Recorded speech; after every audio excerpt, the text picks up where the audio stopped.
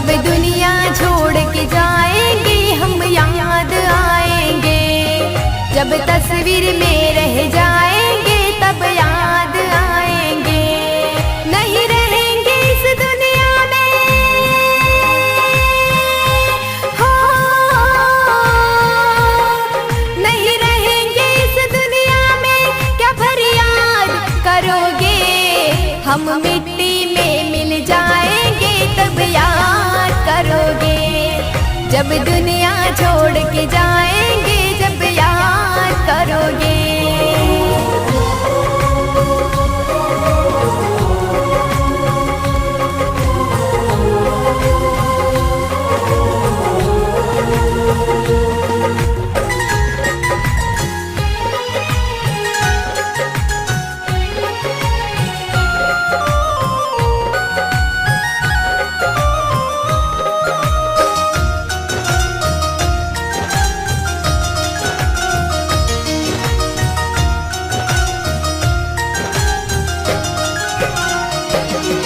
तेरी आंखों में नफरत होगी पर मेरे दिल में प्यार होगा।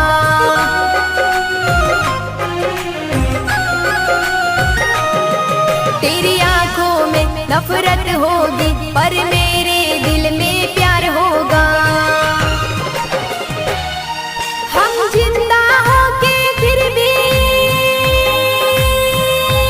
हो,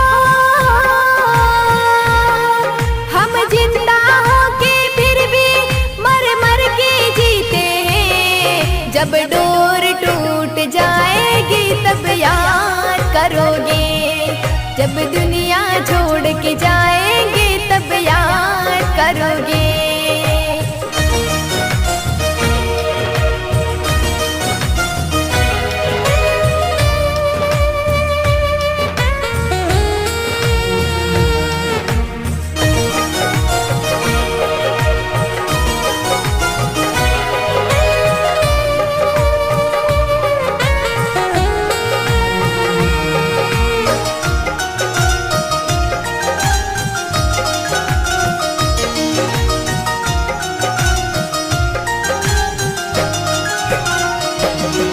मेरी आखिरी ख्वाहिश इतनी है, तेरा चेहरा तू दिखला जाना।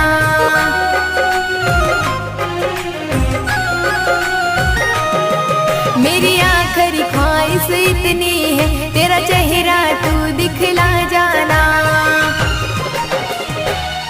निकलेगा मेरा जनाजा,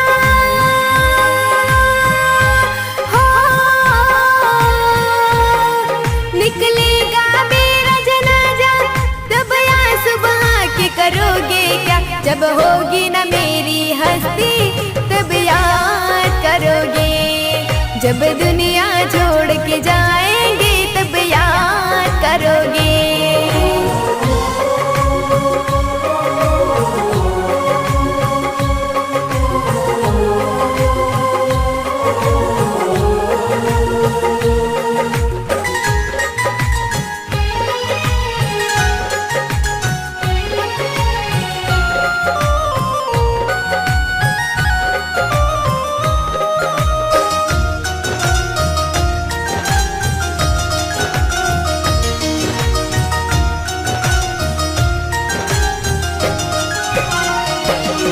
मेरी कब्र पे जब तुम आओगे फूल आंसू के बरसाओगे।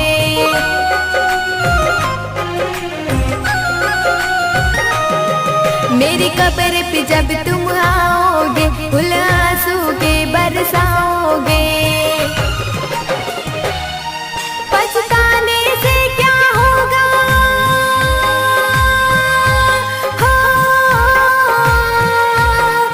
पछताने से क्या होगा, जब आशिकी ही ना रही, जब अलविदा हम कर देंगे तब याद करोगे, जब दुनिया छोड़ के जाएंगे तब याद करोगे, जब तस्वीर में रह जाएंगे तब याद करोगे।